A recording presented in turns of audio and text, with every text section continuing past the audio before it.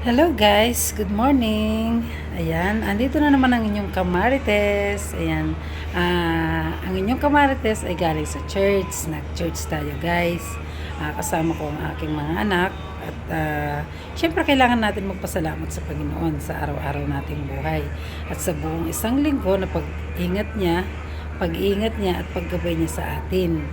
At sa bawat ginagawa natin sa araw-araw, hindi niya tayo pinababayaan maging sa ating pag-vlog, pagsa-cellphone sa araw-araw, sa paggawa natin ng mga content, di ba?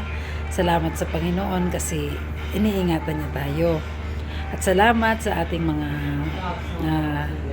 kapwa natin mga nagbo-vlog dahil iniingatan din sila ng ating mahal na Panginoon, di ba guys? At salamat sa Panginoon kasi nariyan tayo para din tayong ginagabayan at iniingatan sa araw-araw nating buhay, di ba? Salamat sa Diyos at salamat sa pagpapala na patuloy niyang pinagkakaloob sa bawat sa atin. Yan, bye bye.